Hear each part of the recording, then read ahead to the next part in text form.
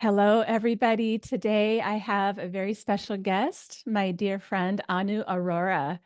Anu has been on an epic adventure, and I can't wait for her to share that with you.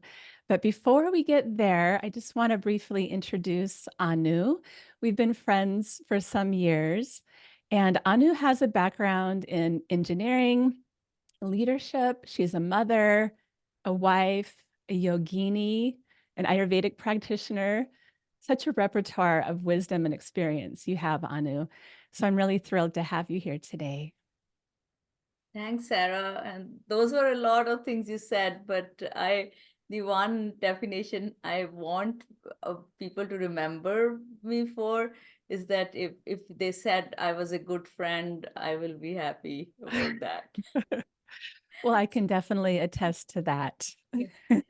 So just glad to be here, and it's been you and I have had really great moments, and you know how similar we are, and how many places where we converge. So just looking forward to this conversation. As am I, Anu. And you have such a rich background, with yoga and Ayurveda, leadership and engineering. And all those things have brought you to where you are now on your path, on your journey. And I'm curious to hear a little bit more about how you've been working with your clients, like your practice with infinite potential leadership and how that is looking now. Yeah, thank you. And just a little bit more about the background. So, I did engineering in India, then moved first to Australia, and that's where I transitioned more into the computer world. My engineering was in aerospace, and then I transitioned to IT. And then when we moved to US, then I went and worked for Microsoft for 16 years. And then in 2014, I said, no, enough with the corporate world. And you are privy to some of that journey.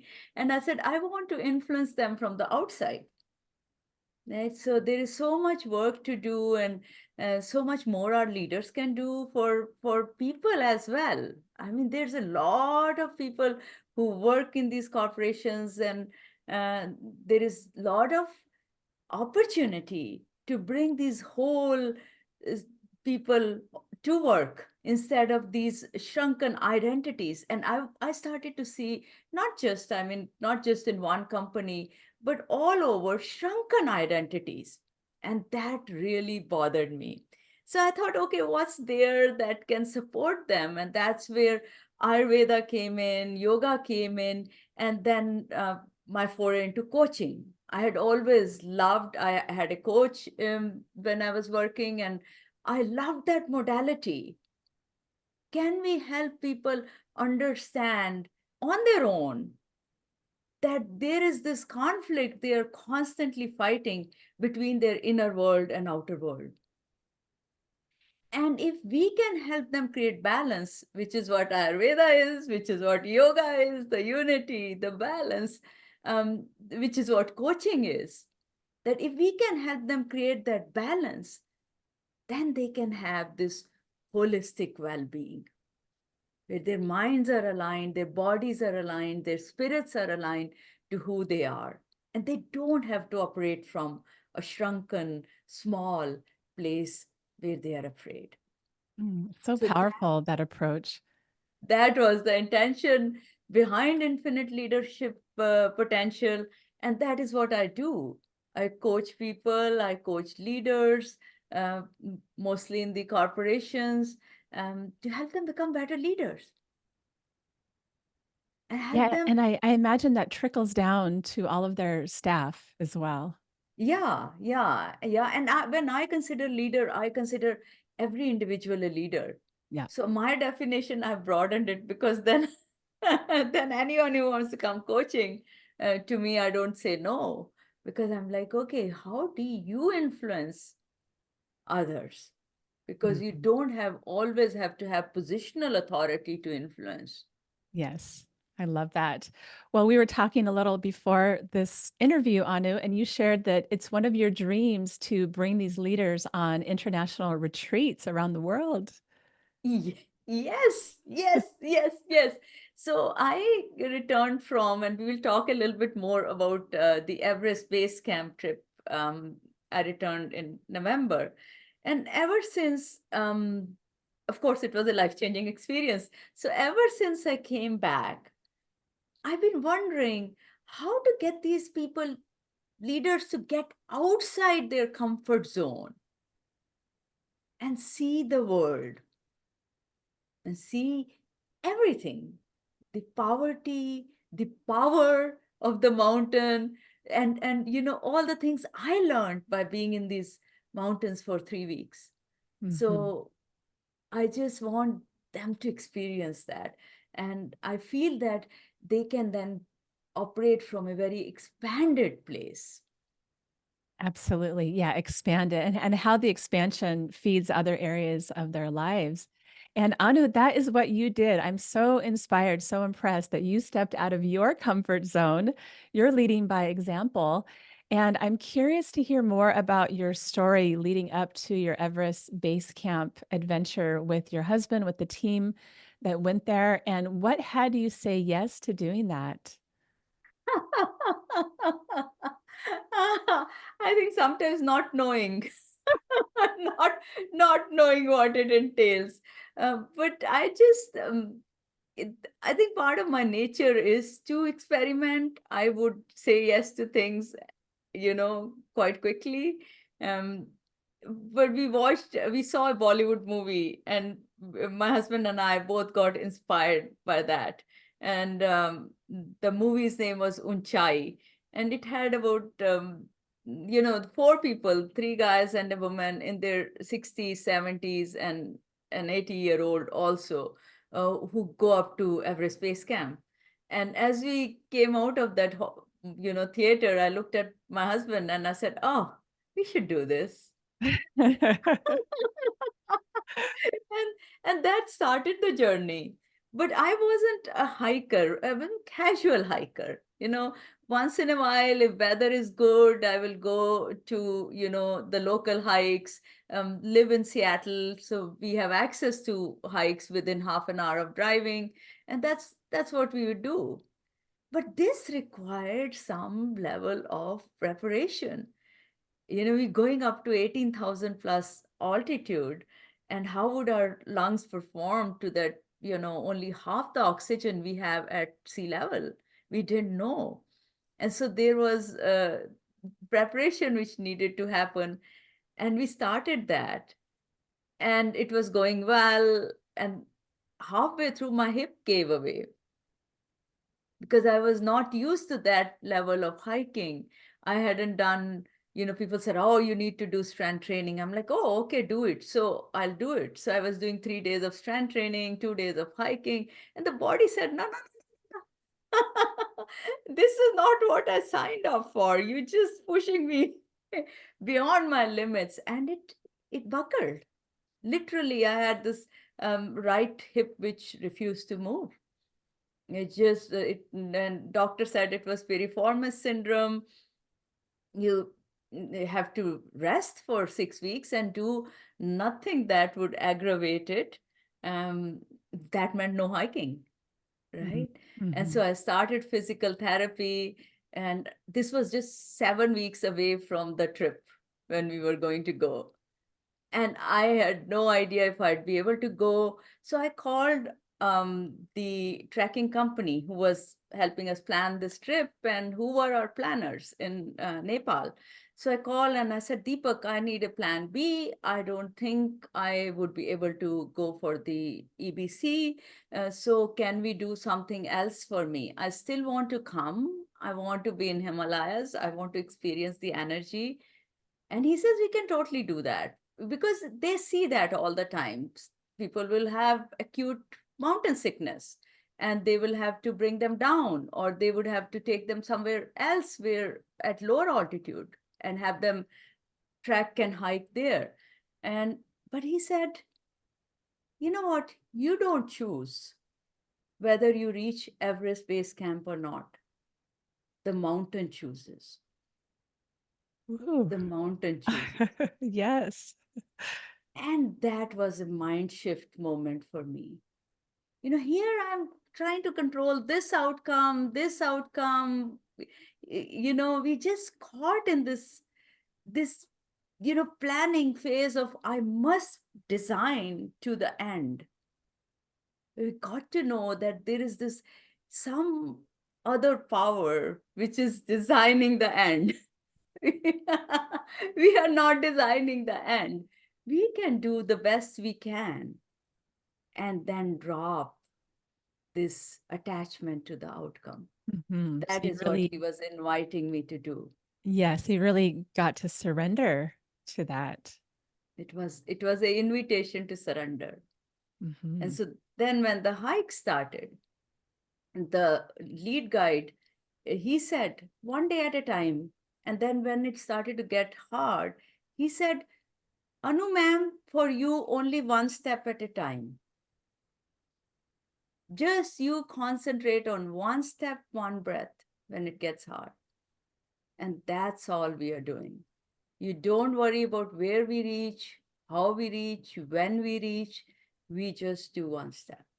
And that was yet another lesson that, you don't conquer, and I don't even like the phrase conquer mountains, but you don't reach the top of a mountain in this one go. There is just every single step of the journey. And so can we be patient with that journey, and can we just stay focused on that one step we are going to take? And he is just 28 years old, Avi, the lead guide. And I'm like, how wise is that? But also they are leading one group after the other to that expedition. So they are with this mountain energy all the time. Hmm. Such a powerful metaphor for life as well. One breath at a time, one step at a time, up the mountain and throughout life. Yeah, you bring that, and you know that it's only staying present in the present is the only work we have in life. You can, that one ground rule I remember, try to remind myself, I've written it over and I've put it right here. My biggest present I can give to myself is to stay present in the present. Plus Good it one. uses present 3 times, so it's like Oh, that's amazing. Well, yeah. I'm wondering, along with that wisdom that you gained, if there were any other surprises along the way, anything that surprised you about yourself or about the journey? That is also a tremendous, question, because there's just so much in there. Like, where do I begin that? Because there was a learning moment. Every moment was probably a learning moment.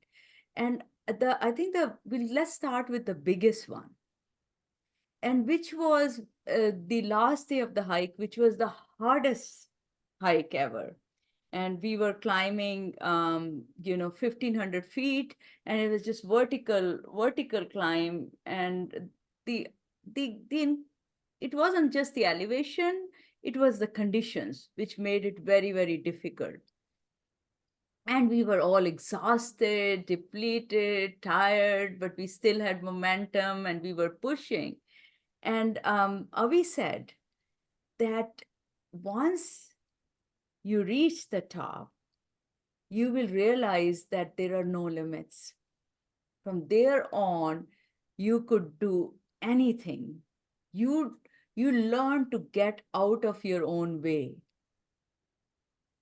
A lot of times it's we who create our own stories and our own blocks, and you learn to get out of your own way.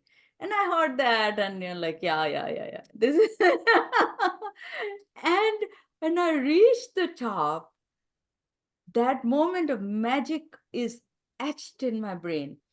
When I reached and touched that, there's a huge rock which says Base Camp, Everest Base Camp. I touched that, and I had tears just flowing down my eyes on their own. And these were tears of freedom. I felt like that I'm a new person. In this moment, I have learned to get out of my own way. And I just kept telling him, "You're right, you're right, you're right." Like, and he might have even forgotten what he had said in the morning, but he just heard me saying, "You're right," because I could experience it in my body. And that was one of the surprises, that we don't even know ourselves. We don't know the depth of our own being and capability, because unless we go and try to touch it, right? That's something which was not a comfort zone. That's something which got us out of this, um, our own limitations, or our own constricted view of the self. If we don't touch it, we don't know. Mhm. Yeah, that's a really good point as well, Anu. And at this time, we're living on the planet. We're so fortunate we have access to so much comfort. We're really living a life of comfort for the most part. And it's not always as appealing to get out of our comfort zone, to be uncomfortable, especially if it's for consecutive days. But the gifts that are available, if you do, if you trust in the process, trust in yourself, yeah, so profound. It was something. Well, Anu, I'm wondering what advice you would give to someone thinking about doing something like this, like going on a big, challenging adventure, pushing their limits, getting outside of their comfort zone. Like, how do you step into that? I think first thing is to commit, right? If you don't set an intention, nothing happens. A lot of times people say, "Oh, if I get better, or if I can hike 3 times a week, or if I can do this, then I would be able to do this." And if I would have gone that route, I wouldn't have gone, right? Because I was a casual hiker. So it'll take me a while to get to that 3 hikes in a week. And so I don't know when. But so if first thing is commit, set an intention. And then the second thing is assess your current state, right? Where am I? Where am I? Where do I need to get to? And then create a program, get help. If you haven't done this before, go hire somebody. But the third step is start slowly. Give yourself ample time. Because for me, one of the things I did is I just compressed it, and I was doing too many things, and then I hurt and injured myself, and then I was fighting that. So give yourself ample time, pick it up, do not put your foot on the accelerator day one, slowly pick up the speed, but then get to a point where you feel ready. Readiness is important. So I would say commit, assess the current state, create a plan, accelerate slowly, and then feel prepared, and then be open to whatever comes your way, because that's another lesson which is really, really important, which I saw mostly in others who were on the trek, and which was sad to see, because they would have prepared so much, right? They've prepared, they've done harder hikes, they want to go faster, and yet the mountain knows what mountain knows. This was another thing these guys said, right? So they say mountain has its own plan. You might have a plan, but mountain has its own plan. So you might get an avalanche, and we have to change the route. We go through a different route. Or because there is no roads that lead to these tea houses. So you have food being either brought on yaks or humans carrying on their back, or in some cases, for a little bit more prosperous tea houses, it might be helicopter dropping the eggs and all. So maybe what was in the menu is not there. Maybe the tea is not available. So there are so many things which you might have got it written down, are not, you're not going to get it.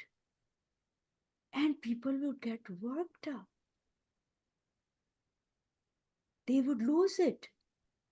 Oh, you said, and I had people who were showing the guides map, Google Maps. Google says this place to this place should only take 3.5 hours. And it's only these many kilometers. Why do you say it'll take 5 hours? So, so that's another thing I would recommend. strongly advise that when you go for an expedition like this, drop that desire to control every single detail. Stay Mm. safe. Safety is important. If safety is compromised, then that's where you speak up. But otherwise, enjoy the show. There is so much to enjoy. Enjoy the show and stay curious, right? Yeah, Curious to what's around the next corner. yeah. Yeah, that's really profound as well, Anu. You know, my first trip to India, I experienced a little bit of that. I think I was 19 years old. And I had all these plans, go here, do this. Within the first week, all the plans changed, everything turned upside down. And I just had to quickly learn to surrender and just really be in that flow of life, you know, that I'm not in control. But I imagine it's on a whole other level when you're up in a mountain like this, exposed to nature, that really like trusting, surrendering, being with the guides who know, and staying curious. Yeah, it can really take you deep into yourself. Yeah, and you did it at the age of 19. Well, that was a taste, but what you're talking is a whole other level. It took me another many decades. No, climbing a Amazing. mountain, I think, is one of the highest pinnacles of challenging yourself and really like letting go of that control. Yeah, I mean, I imagine one comes back changed, you know, from that, like letting go of another like layer of control, needing to do it a certain way.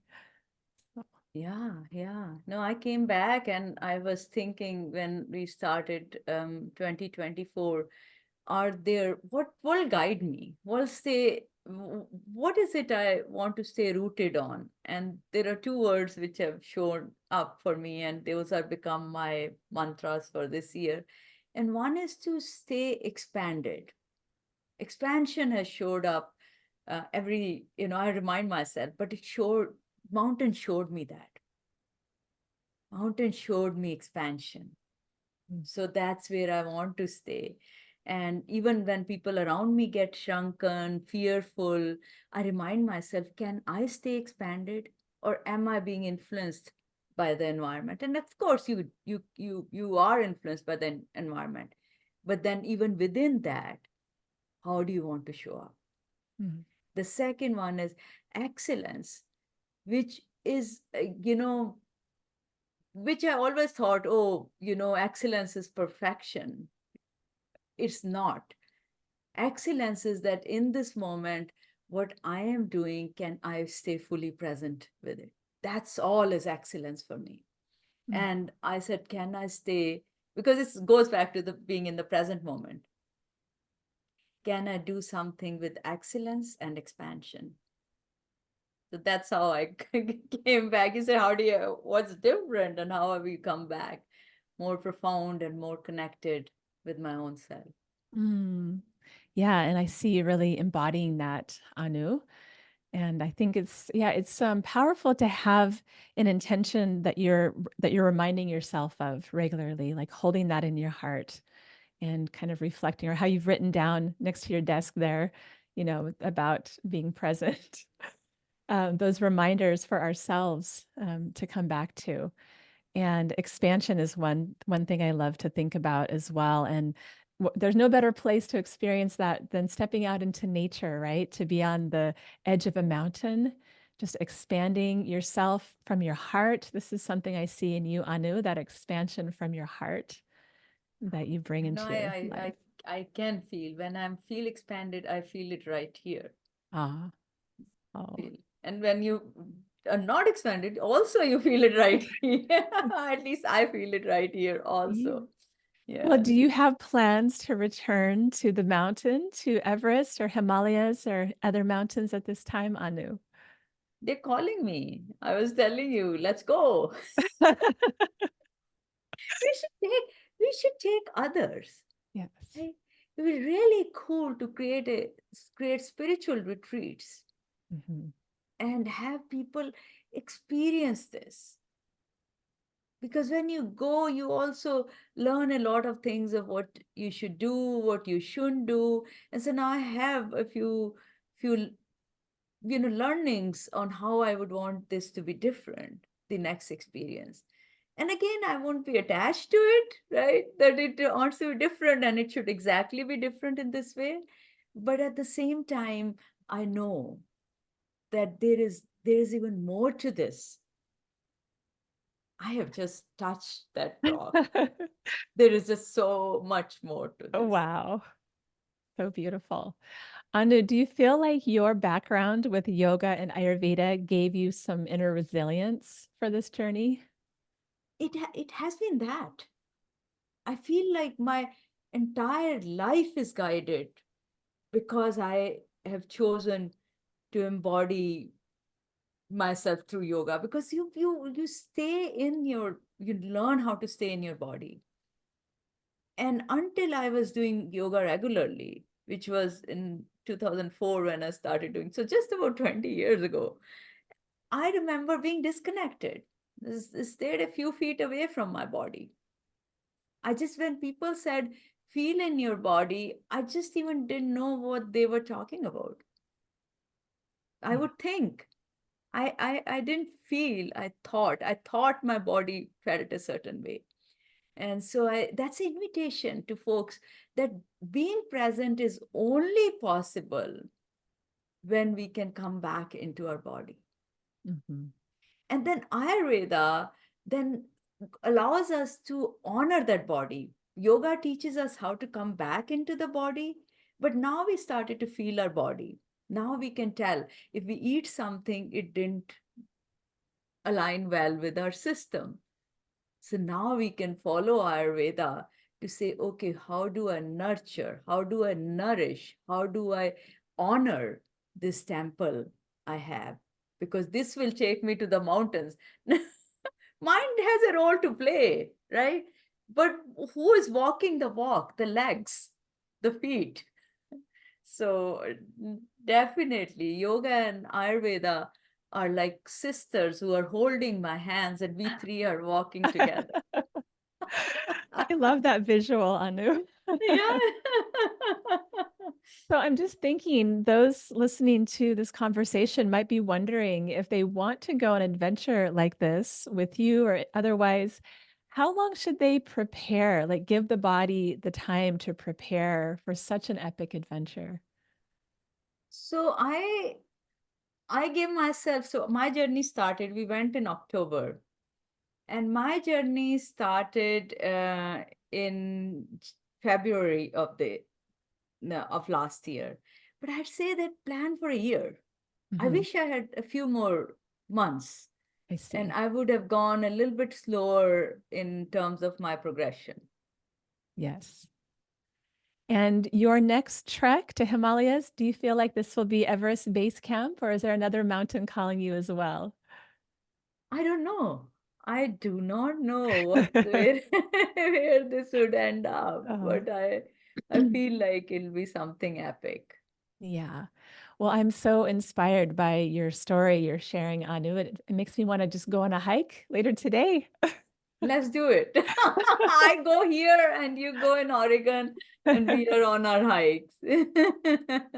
So, Anu, I'll go ahead and put in the notes how people can get in touch with you if they would like support around leadership for their business, for their lives, or to find out if you're going to be taking a group on a trek. That'll be lovely. I'll give you the links, and I look forward to people connecting with me. Yeah, and we'll definitely plan for more conversations in the near future together. Thank you, Sarah. It's just been lovely. It's always lovely speaking with you, and I enjoyed our conversation a lot. Thank you. Thank you so much for the wisdom for the heart that you always bring, Anu. I really appreciate you. Thank you. Thank you.